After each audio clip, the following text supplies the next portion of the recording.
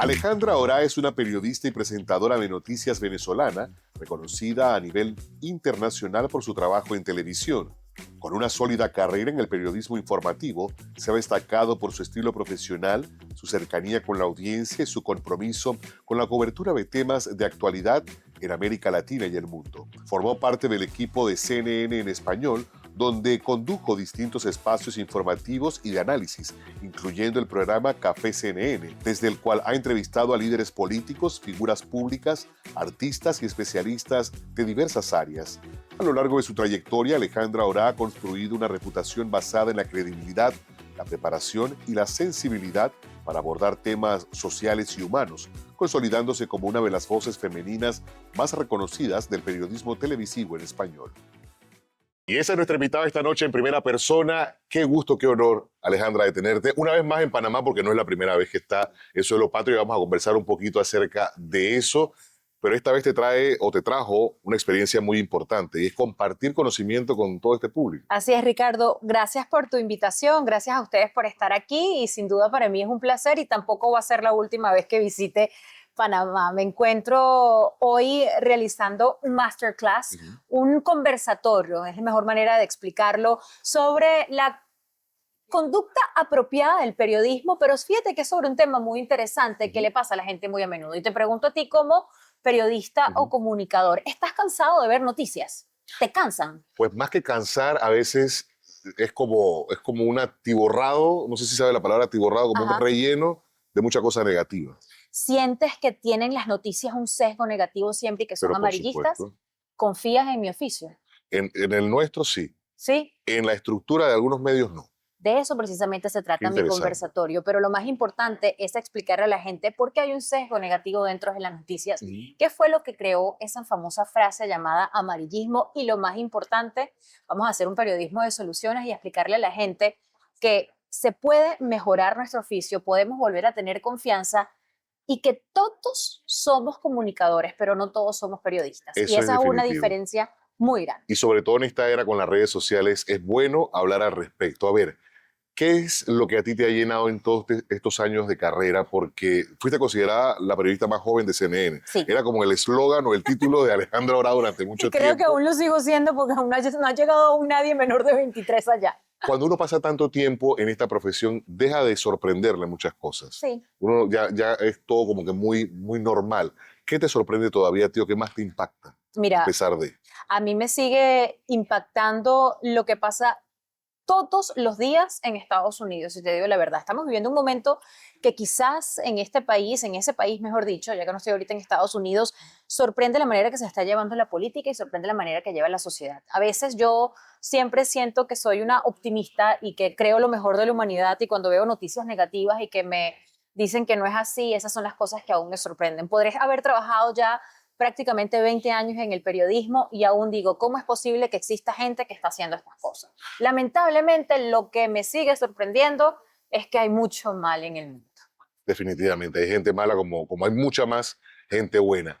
Tú escogiste la comunicación producto de, porque yo entiendo, y tú me dirás si estoy equivocado, uno hace su tarea y va preguntando por ahí, de pronto te dan el dato que es o el que no es. ¿Te gustaba mucho la música? Correcto. Sí. ¿Cantabas? Cantaba. ¿Querías dirigir orquesta y todo eso? Quería dirigir orquestas. Empecé en mis últimos años de bachillerato y el primer año de la universidad con unas clases de música y pensé por un segundo que me quería dedicar a la música, efectivamente, o dirección musical o teatro musical. Me encantaba Broadway y desde chiquita toqué piano por muchos años. Pero en ese momento, a los 17 años, aproximadamente entre 17 y 18 años, surgió la oportunidad de trabajar con Emilio Estefan como corista en algunos eventos que él tenía. Y era un trabajo sumamente sencillo. Básicamente te contrataban para cantar 2 canciones con un artista en un programa de Univisión o de Telemundo. Y no, bueno, y tan sencillo, ¿no? Porque a los niveles de Emilio Estefan, bueno. Bueno, sí, pero era muy practicado, era muy sencillo lo que se tenía que hacer. En ese momento yo comencé siendo menor de edad. Acompañé a Emilio a un programa llamado Nuestra Navidad, que era un programa de navideño que él organizaba en Univisión todos los diciembres. Casualmente fue para cantar con Willy Colón, La Murga, como coro. La Murga de Panamá. La Murga de Panamá, mira tú qué casualidad. Y En ese momento estoy a un lado hablando con los compañeros de trabajo y se me acerca un productor y me dice, hablas mucho. Y lo primero que pienso es, perdí la carrera, aquí me van a votar de una vez porque estoy hablando demasiado. Me dice, no, te quiero hacer una pregunta. ¿A ti te interesaría audicionar como presentadora de un programa? Wow. Porque si sabes música, por lo que estoy viendo, eres músico y te gusta la música, estamos buscando a muchachas jóvenes para audicionar a un programa de entretenimiento. Yo dije, yo estoy. Fui a la audición y realmente el resto es historia. Me enamoré de la televisión y más nunca miré hacia atrás. Me enfoqué por un tiempo, digamos quizás los primeros 2 o 3 años, en el periodismo del entretenimiento. Yo estaba determinada de que el periodismo del entretenimiento iba a ser mi trabajo y mi carrera, uno serio, que no iba a ser sobre farándula, que no iba a ser sobre chisme, y me di cuenta que Más estaba formal, quizá. mucho más formal. Yo quería que conmigo se sentaran los músicos a hablar de música y no de su vida personal. Y me di cuenta que eso era realmente nadar contra la corriente, que era muy complicado. Y una persona en el medio de este dilema me dijo, yo creo que tú tienes una personalidad que va más dirigida al periodismo y que lo que quieres hacer es periodismo. Así que el resto fue historia. Así aquí estoy, casi Ahora, 15 años después. ¿Y cuándo llega Café CNN? Café CNN llega en enero del 2011. Sí, llega en enero del 2011 Café.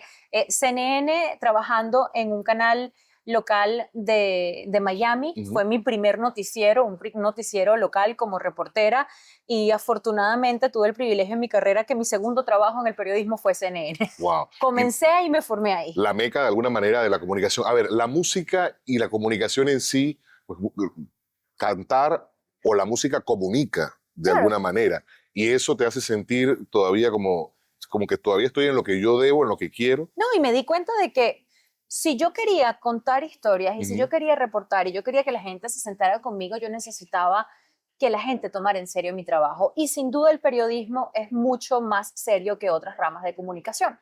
Así que me di cuenta poco a poco que de todas maneras hice mi sueño realidad. Tuve la oportunidad de hacerle la última entrevista a Willy Colón en el año 2022. He entrevistado a Shakira, he entrevistado a Piqué, he entrevistado prácticamente a cualquier artista que he querido y lo hice desde el lado periodístico. Hablé de su carrera y no desde su vida personal. Entonces sí terminó siendo la meta.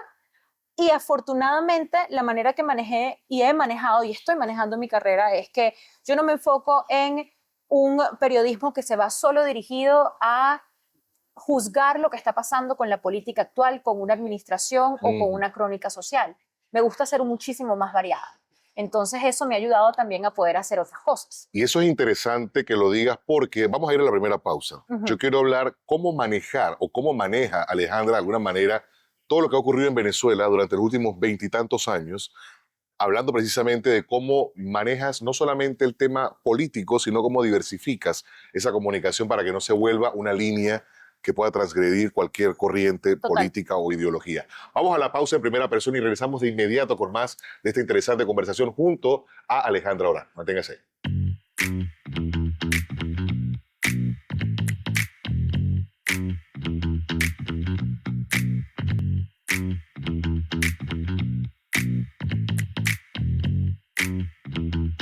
De vuelta en primera persona y bueno, qué gusto poder seguir esta conversación junto a Alejandra Orá. Hablabas hace un momento de no sesgar de pronto uno mismo una comunicación hacia una intención política o demás. ¿Cómo manejar una situación que además te toca siendo venezolana?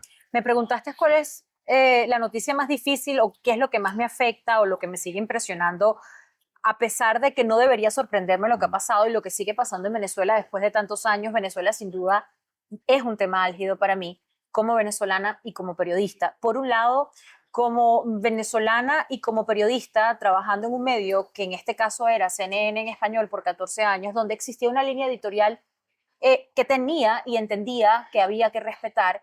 Yo no estoy para dar la opinión y decir lo que siento, yo estoy para informar. Y cuando tú eres venezolano y eres protagonista de eso, duele y duele muchísimo. Me di cuenta a través de los años que no podía mostrar mi corazón de la manera como debería como ciudadana. Hay una diferencia muy clara de hablar de tu país desde lo que te duele y desde lo que informas. En mi caso, yo estoy para informar, aunque de vez en cuando, no en los momentos de información, pueda explicar por qué me duele lo que yo quisiera cambiar. En muchos casos, en los últimos 14 años, cuando estuve en esta cadena, procuré que cuando era el momento de informar lo que pasaba, era informar lo que pasaba. No quería emitir un juicio de opinión de si me dolía, si estaba bien o si estaba mal. Y en momentos donde yo podía hablar como Alejandra, la persona, quizás en entrevistas o en redes sociales, lo explicaba de una manera que me dejaron, me salvaguardara, para llamarlo de esta forma. Este último año que ya estoy independiente, Ricardo, sinceramente ha cambiado mucho más la forma que lo hago. Sigo dando la información, no emito opinión, porque siempre he destacado que el periodismo no es ser analista ni opinóloga, es informar, y lamentablemente estas dos líneas se han cruzado mucho a través de los años. Pero ahora sí puedo decir lo que me gusta o no me gusta de lo que está pasando. Te puedo dar un ejemplo. Hace aproximadamente 2 meses hice un video en redes sociales que creo que tuvo ya 1.5 millones de visualizaciones, y hablaba de cuál era mi Venezuela y cuál era mi realidad. Teniendo en cuenta que hay tantos venezolanos esperanzados de que algo cambie en el país, se habla mucho del volver, de que la gente que quiere regresar a tener su Venezuela. Y yo quise dar mi historia y mi relato de cuál era mi Venezuela, que mi Venezuela es un país que dejé cuando tenía 12 años, que tengo 26 años fuera. Y aunque no quiero regresar porque ya me volví adulta y profesional, quiero tener la oportunidad de pensarlo y sobre todo hacerlo, y que la gente que quiera regresar lo pueda hacer. Entonces son esas pequeñas cosas que intento hacer y que afortunadamente me ha funcionado. He decidido también enfocarme más en el periodismo humano, de destacar las cosas positivas de los venezolanos, de cuando hay un problema, como puede ser el problema del desabastecimiento, de los derechos humanos, de los arrestos, de la corrupción, se destaque desde el lado informativo y buscar la manera de cómo se puede solucionar, sobre todo. ¿Tú consideras de alguna manera que se puede o se logra ser incisivo sin ser impositivo? Totalmente. Y ese es el secreto de una persona que sabe comunicar bien y una persona que quiere simplemente hacer un show. Sinceramente, hay muchos momentos donde el periodista no está pensando en qué mejor manera informar, sino de qué mejor manera impactar. Tenemos la mala noción, y de eso hablo precisamente en mi conversatorio, que en Estados Unidos, en la década de los 40, surgieron 2 frases que hasta hoy en día sirven en el periodismo. Una es: if it bleeds, it leads, si sangra, encabeza. Y esto surgió gracias a las mafias de Chicago y de Nueva York, cuando la prensa se dio cuenta que hablar de Al Capone y de hablar de Bonnie and Clyde generaba noticia correctamente. O en los 70 con los Cocaine Cowboys, o la guerra del narco que existía en la ciudad de Miami. Y la otra también es good news isn't news, o las buenas noticias no son noticias. Entonces hay gente que dice: yo no quiero hablar de las cosas positivas y no vamos a hablar de soluciones. Quiero sacar el morbo porque eso va a generar interés. Y es ahí a donde tú ves una diferencia entre un periodista amarillista y un periodista que quiere informar. Todo lo que nos pasa, lo que vivimos, las experiencias nos marcan. Sin duda. ¿Tú eres ¿se llamaba La Guaira y ahora es Vargas, o es al revés? La Guaira es una ciudad en el estado Vargas. El estado Vargas es el litoral central de Venezuela, y aproximadamente desde el año 2018 el gobierno chavista decidió cambiarlo a estado La Guaira. Por eso hay esa... ¿Hubo algo que te marcó? Sí, un deslave. ¿Cómo? Y que eso, noticia internacional, y eso de alguna manera despierta quizá más sensibilidad en la persona a la hora de abordar temas sociales y humanos. Sin duda, porque cuando tú vives una tragedia donde la gente quería tornarlo al morbo y al amarillismo, y tú eres protagonista, te das cuenta que no quieres replicar lo que la gente te hizo. Y en ese caso no fue que yo fui entrevistada, ni fui parte de los medios de prensa, pero vi la manera que se cubrió esa noticia, y lo más importante, vi la manera como la gente me trató tras esa noticia. Yo llegué a la capital de Venezuela, a Caracas, por 6 meses antes de mudarme a Estados Unidos, y las preguntas eran: ¿viste muerto? ¿Cómo sobreviviste? ¿Qué fue lo que pasó? ¿Te quedaste sin ropa? Y esa no era la respuesta que yo quería dar, ni era la pregunta que quería que me hicieran. Así que sin duda, eso sí cambia. Yo creo que cuando nosotros nos ponemos en los zapatos de la persona que está en el lado de la respuesta, te das cuenta que no está bien.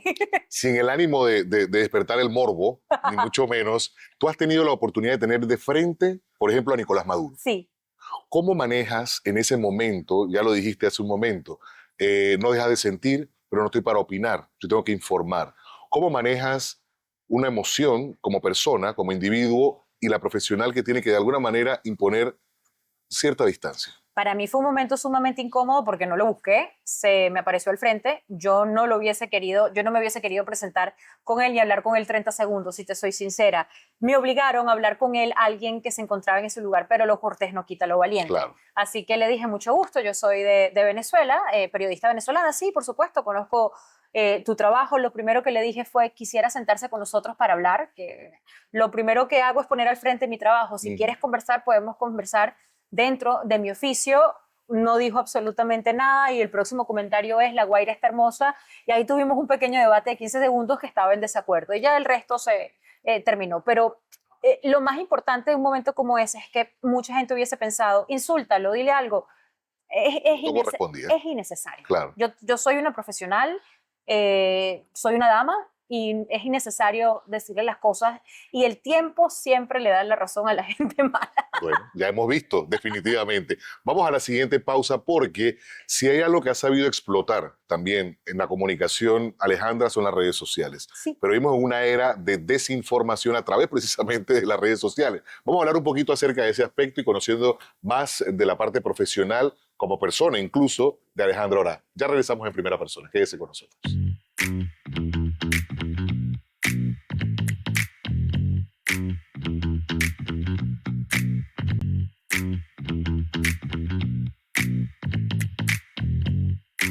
Gracias por mantenerse con nosotros, y sé que están disfrutando esta conversación tanto como la estoy disfrutando yo ya en la parte final. Hablaba yo hace un momento de redes sociales. Si hay algo que ha sabido potenciar, y yo considero que una de las plataformas que antes la gente no entendía cómo se proyectaba en realidad a través de la misma, es el TikTok. Correcto. Que es incluso más precisa, pero que más gente adulta está buscando no solamente contenido de entretenimiento, sino de información. Y tú te has posicionado a través de eso. ¿Fue algo que se ocurrió, algo que recomendaron, algo que se estudió? ¿Cómo llegaste a las redes?